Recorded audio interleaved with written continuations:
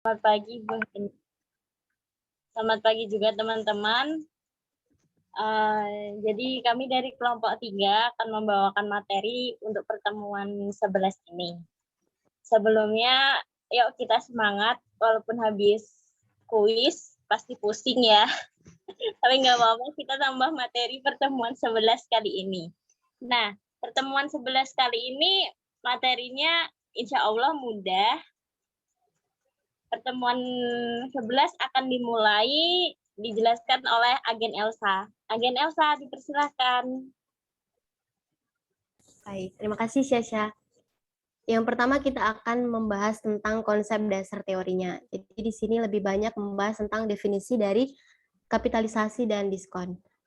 Yang pertama itu tentang kapitalisasi. Jadi Ruki tahun 1999 mendefinisikan kapitalisasi sebagai yang pertama, kegiatan mengkonversi income into value atau mengubah pendapatan perusahaan menjadi indikasi nilai. Yang kedua sebagai struktur kapital perusahaan. Yang ketiga perlakuan dan pengakuan pengeluaran sebagai aset. Jadi bukan sebagai period expense. Kemudian ada istilah capitalization rate yang udah sering kita dengar, yaitu suatu pembagi yang dinyatakan dalam persentase dan digunakan untuk mengkonversi pendapatan menjadi nilai. Kemudian ada yang dinamakan dengan capitalization factor. Faktor adalah suatu multiple atau pengalih yang digunakan untuk mengkonversi pendapatan menjadi nilai. Jadi hubungan antara Jadi hubungan antara capitalization rate dengan capitalization factor itu adalah hubungan yang terbalik. Misalnya capitalization rate-nya itu 25%, maka capitalization factor-nya adalah 4. Gitu. Next. Kemudian tentang diskon. Jadi tingkat diskonto itu diartikan bermacam-macam. Yang pertama sebagai lending rate atau suku bunga pinjaman dari bank konvensional. Kemudian sebagai tingkat bunga obligasi pemerintah. Kemudian dalam ilmu ekonomi, tingkat diskonto diartikan sebagai opportunity cost. Artinya tingkat pengembalian yang diharapkan investor sehingga bersedia untuk berinvestasi dalam bentuk tertentu dan tidak memilih alternatif yang lain. Jadi berlaku juga prinsip high risk high return.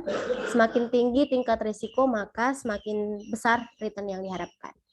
Kemudian Parwoto tahun 2016 itu menyampaikan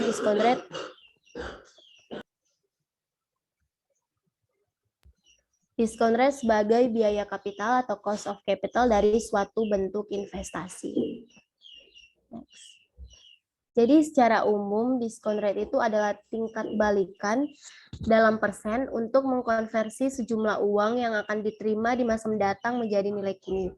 Kemudian ada juga istilah diskon faktor, yaitu nilai kini dalam nilai desimal yang akan diterima di masa mendatang dengan memperhatikan tingkat diskonto dan waktu yang sesuai. Next.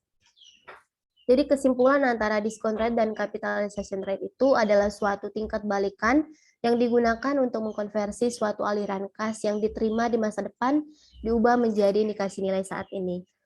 Discount rate mengkonversi rangkaian arus kas dari masa depan menjadi nilai kini, dan sedangkan capitalization rate itu mengkonversi arus kas menjadi nilai ekuitas atau invested capital sesuai jenis arus kas yang dikonversi. Next. Kemudian jika kita bandingkan antara capitalization rate itu mengkonversi pendapatan yang tetap. Jadi diasumsikan tingkat pendapatannya itu adalah perpetuity life atau pendapatannya sama sampai waktu yang tak terhingga. Rumusnya itu C sama dengan K dikurang G. G itu artinya growth. Sedangkan discount rate itu adalah konversi pendapatan yang tidak tetap dengan pendapatan bisa meningkat atau turun sehingga lebih mencerminkan kondisi pasar pada waktu penilaian, pada tanggal penilaian. Rumusnya itu adalah discount rate sama dengan capitalization rate ditambah growth. Oke, akan dilanjut oleh teman saya. Terima kasih. Selanjutnya kita akan membahas tentang cara memperkirakan capitalization rate dan discount rate. Sebelumnya, syarat-syarat yang harus dipenuhi dalam menentukan discount rate dan capitalization rate agar memberikan rate of return yang sesuai, yaitu pertama adalah market driven, dan opportunity cost. Market driven itu jadi dalam suatu proses penilaian untuk memperkirakan dan menentukan nilai pasar, discount rate dan capitalization rate yang digunakan harus market driven, yaitu mencerminkan tingkat balikan yang diharapkan akan diperoleh dan yang diperlukan sehingga bisa menarik investor untuk menempatkan uangnya pada investasi tersebut dengan tingkat risiko tertentu. Selanjutnya adalah opportunity cost, jadi discount rate dan capitalization rate juga harus merupakan biaya opportunity dari dana, yaitu benefit yang hilang karena dana tersebut untuk investasi selain bentuk investasi dengan risiko yang sebanding. Jadi pemilihan discount rate dan capitalization rate ini juga sangat berkaitan dengan bentuk pembelanjaan investasi yang dinilai, seperti misalnya dananya dari ekuitas atau dari debt financing atau mix. Selanjutnya rate of return. Rate of return ini adalah semua hasil atau yield untuk investor yang mencerminkan dividen bunga dalam bentuk kas yang diterima ditambah atau dikurangin setiap penambahan pengurangan nilai dalam suatu nilai investasi. Ini ada rumus untuk mencari rate of return-nya, yaitu harga akhir tambah dividen dikurangin harga awal dibagi harga awal. Ini contoh soalnya perbandingan antara perusahaan ABC dan perusahaan CBA sehingga didapatkan nilai rate of return. Selanjutnya adalah opportunity cost. Jadi di sini dalam Jelasin tadi contohnya Mas, coba back lagi. Oh, oke Bu. Jadi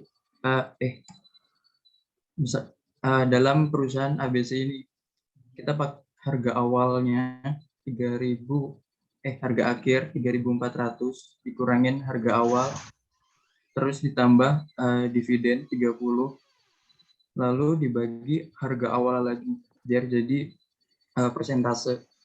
Jadi didapati total gain, total pendapatannya 170 dibagi harga belinya, harga awalnya yaitu 3.200, jadi return totalnya yaitu 5%. Begitu juga dengan perusahaan CBA, harga awalnya 1.400 dikurangin harga akhir 1.900 plus dividen 112, terus dibagi harga awal lagi. Jadi total gainnya 388 dan dibagi harga awal 1.400 sehingga didapati rate of return sebesar 28%.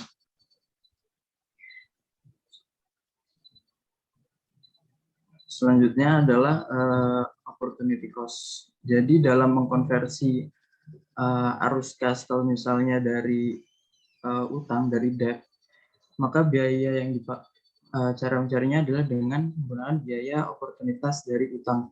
Begitu juga dengan equity, yaitu dengan biaya oportunitas dari ekuitas. Sedangkan kalau mix, kita pakai WACC. Nah, untuk cari-carinya akan dijelaskan oleh teman saya selanjutnya. Nah, oke. Selanjutnya kita lanjut ke subbab cost of equity. Nah, cost of equity itu apa? Cost of equity itu biaya yang dikeluarkan untuk membiayai sumber pendanaan. Bahasa gaulnya sih source of financing ya. Kemudian, apa sih pentingnya cost equity itu? Nah, menurut Weston dan Brigham, cost equity itu penting untuk satu, memaksimalkan nilai perusahaan. Maaf, memotong sebentar. Ibu, untuk aksennya mungkin bisa diisi dulu. Iya, siap. Makasih. Lanjut, Nak. Baik, Bu. Saya lanjutkan. Apa pentingnya cost equity di slide selanjutnya? Menurut Weston dan Brigham, cost equity itu penting untuk memaksimalkan nilai perusahaan sebagai dasar pengambilan keputusan juga, dan juga jadi acuan oleh manajer keuangan untuk mengambil keputusan bagi perusahaannya. Nah, oke, next Mas Noval. Boleh next lagi? Nah, biar di tingkat diskonto nggak akan lengkap kalau kita nggak ngedengar kata risk free sama risk premium. Udah jadi kayak makanan sehari-hari ya, dua kata itu, risk free sama risk premium. Dua istilah maksudnya. Nah, kalau risk free, seperti yang kita tahu adalah jumlah balikan yang direalisasikan investor selama periode dimilikinya investasi tersebut. Kemudian kalau risk premium, dia ada dua kategori. Yang pertama risiko sistematis. Nah, biasanya risiko sistematis ini itu risiko dari pasarnya. Kalau risiko unsistematik itu dari risiko non pasarnya. Oke, kita lanjut ke model penilaian. Model penilaian yang pertama ada risk free rate. Nah, risk free rate itu balikannya itu pasti tertanggung ya. Contohnya kayak obligasi pemerintah, Sun, terus treasury bond di US. Kemudian kalau di Ruki tahun 99 ada yang berpendapat bahwa deposito dari bank pemerintah itu juga masuk ke risk free rate. Oke, kita lanjut ke yang kedua, ada equity risk premium. Risk premium adalah return atau imbal hasil yang diharapkan oleh investor kepada suatu instrumen investasi yang lebih berisiko dibanding investasi pada risk free rate tadi. Ya karena kan kita tahu ya, ada istilah high risk, high return. Oke, masih ada lagi yang ketiga. Yang ketiga ada the size dan specific risk premium. Nah, di sini kita memperhitungkan ada dua hal, yakni yang pertama ukuran dari perusahaan itu dan juga spesifikasi dari perusahaan itu. Oke, kalau misalnya bicara tentang specific risk premium, nah penilaian itu kan subjektif. Nah, dan juga kita ini sedang menilai bisnis kan. Nah, biasanya analisis keuangan sama rasio dari subjek perusahaan, pembanding, sama rata-rata industrinya itu digunakan sebagai tambahan premi. Oke, kita lanjut ke yang keempat. Nah, yang keempat ini ada CAPM. Udah nggak asing lagi ya sama CAPM. Nah, di CAPM ini, pendapatan yang diharapkan dari investasi saham ini ditentukan oleh pendapatan investasi bebas resiko dan juga premi resiko pasar. Nah, biasanya menggunakan metode CAPM ini, investasinya itu investasi saham yang relatif lama atau jangka panjang ya. Kemudian juga untuk biaya oportunitasnya, biasanya dihitung dengan mencari berapa sih balikan atau return yang hilang apabila ekuitas dari pasar modalnya ini dijual atau ditanam pada ekuitas lain. Nah, ini rumusnya. Ekuitas sama dengan bunga bebas resiko ditambah resiko premium. Nah, kemudian di sini kita mengenal ada beta. Apa fungsi beta? Fungsi beta yang pertama adalah mengukur resiko sistematik. Nah, beta sendiri dapat dihitung dengan rumus covariance dibagi variance. Contoh soal untuk yang beta, covariance sama variance ini ada di slide yang udah dikasih Bu Heni, teman-teman. Jadi kalau kalian mau belajar, buka slide-nya Bu Heni ya. Oke, kita lanjut ke slide selanjutnya. Nah, kita masih ngebahas beta nih. Beta itu ada dua. Yang pertama beta unlevered sama beta levered. Beta unlevered itu biasanya untuk perusahaan yang tanpa hutang, dan juga untuk beta levered adalah untuk perusahaan yang menerbitkan hutang. Nah, data beta yang ada di pasar biasanya berupa levered beta. Nah, levered beta itu dipengaruhi oleh struktur kapital perusahaan pembanding yang digunakan. Nah, misal kita mau menilai perusahaan tertutup, maka harus dilakukan unlevered beta dulu, kemudian di levered kembali sesuai struktur kapital perusahaan yang dinilai. Lanjut ke contoh soalnya nih. Nah, ada yang pertama mencari beta unlevered.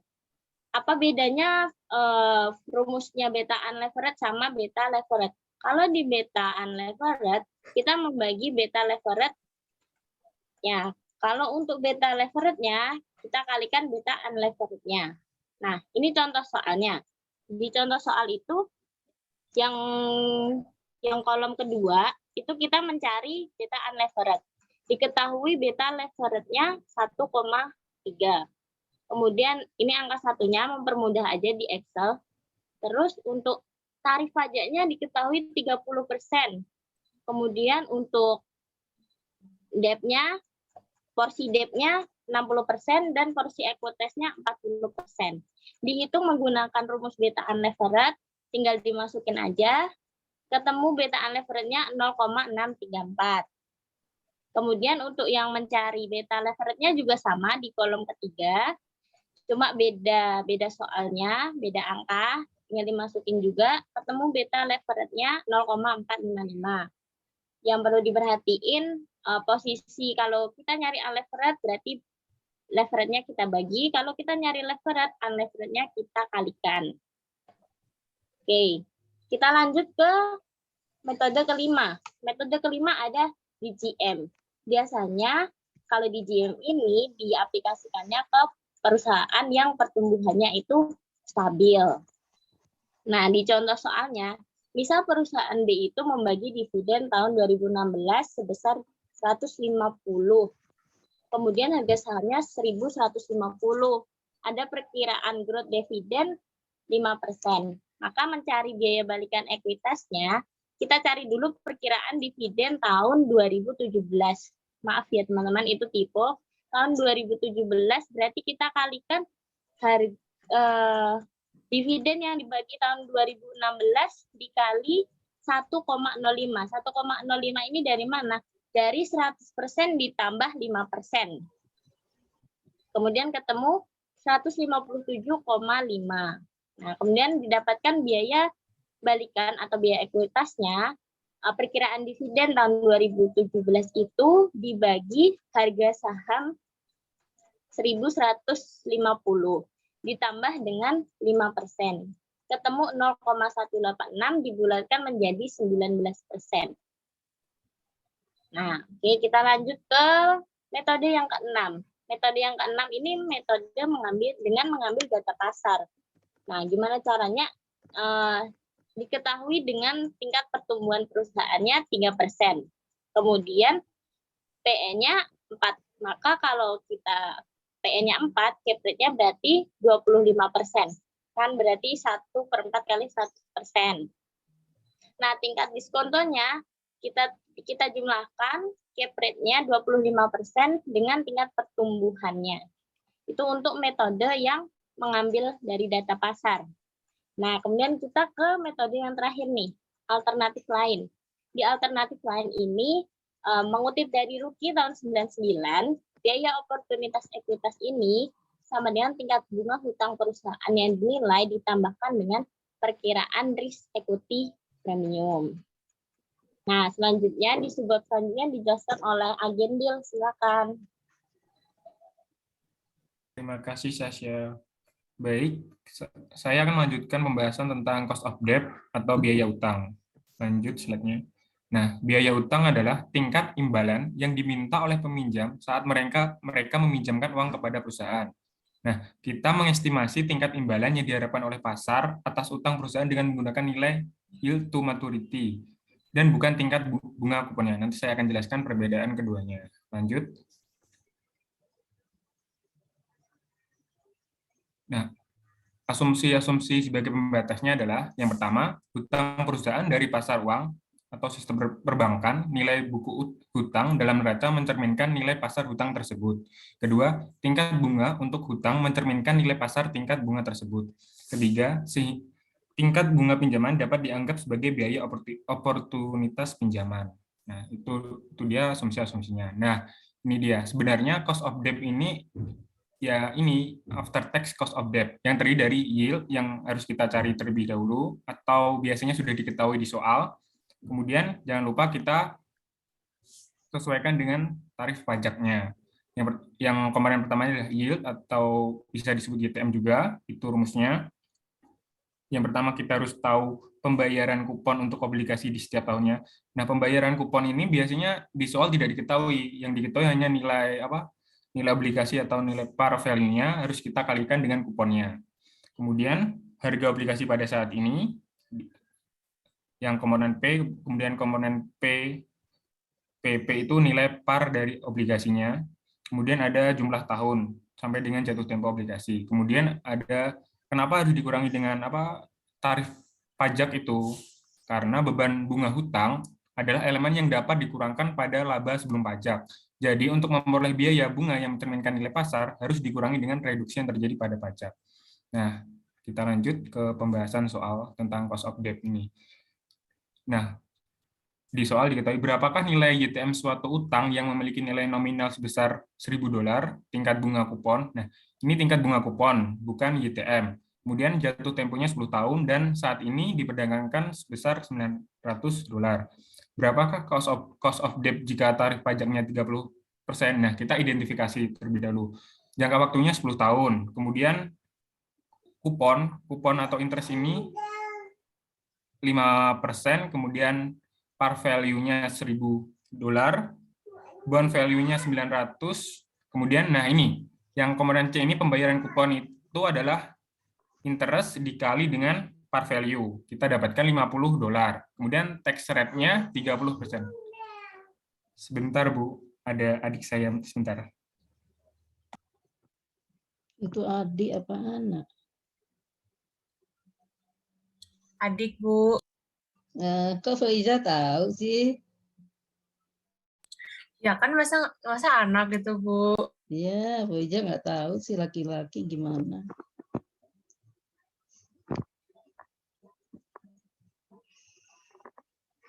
Baik, Bu. Saya akan lanjut, Bu. Panggil aja mamanya untuk Iya, Bu. Udah itu. saya antar, Bu. Tadi nangis, Bu. Bangun tidur. Oh iya. Nah, kita lanjutkan.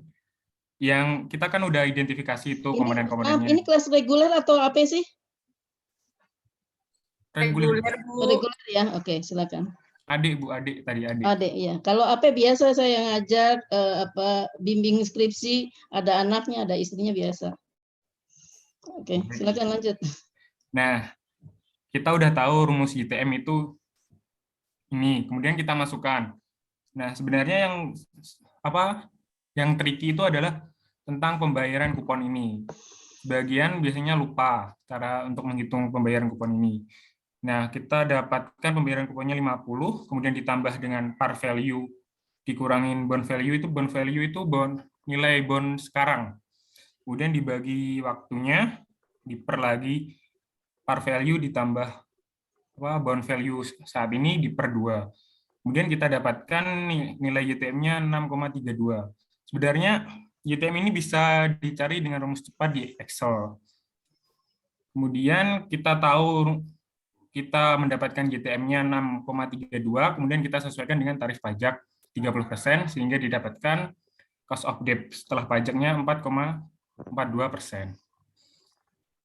Terima kasih pembahasan dari saya. Dilanjut, Saudara Willis. Oke. Tadi kan sudah dijelaskan cost of debt dan cost of equity. Nah, gabungan keduanya merupakan weighted average cost of capital atau WACC. Nah, gunanya apa sih nanti dalam proses penilaian atau hubungannya dengan nilai? WACC ini nanti digunakan untuk mengkonversi arus pendapatan menjadi indikasi nilai kapital. WACC ini oleh investor dianggap sebagai pengembalian minimum agar mereka mau menginvestasikan di perusahaan tersebut. Jadi bagi investor merupakan suatu tingkat pengembalian minimum dan bagi perusahaan merupakan biaya yang harus disediakan.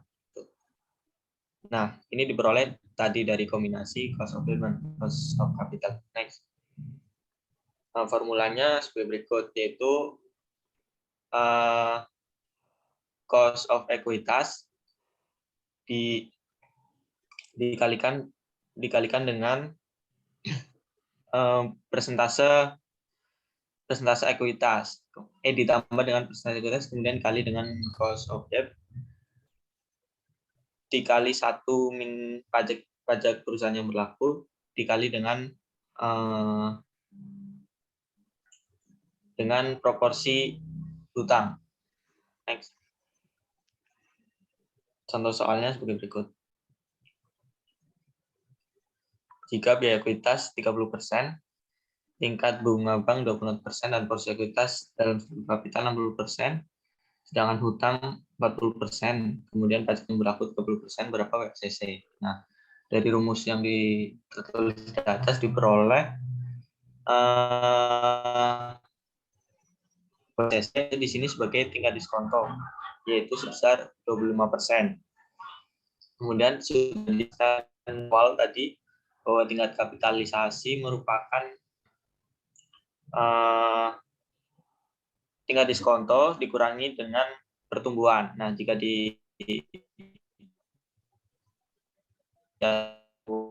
kapitalisasi diperoleh 20%.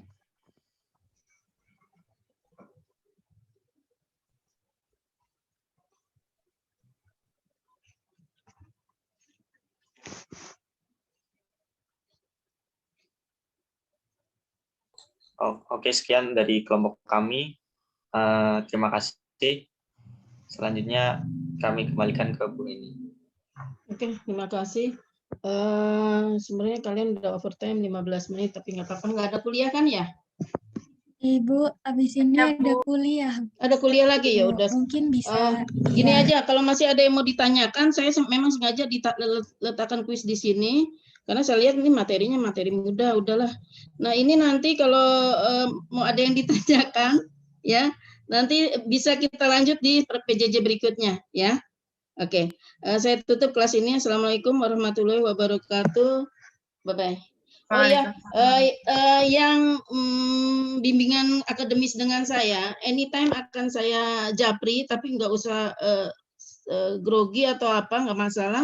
Nanti karena saya secara personal ada beberapa mahasiswa yang akan saya rencanakan untuk saya japri, saya hubungi langsung, ya, karena saya tunggu seminggu nggak ada yang berkomunikasi dengan saya. Sementara memang ada beberapa yang dari pantauan saya memang perlu saya memahami lebih dalam permasalahan kalian, ya.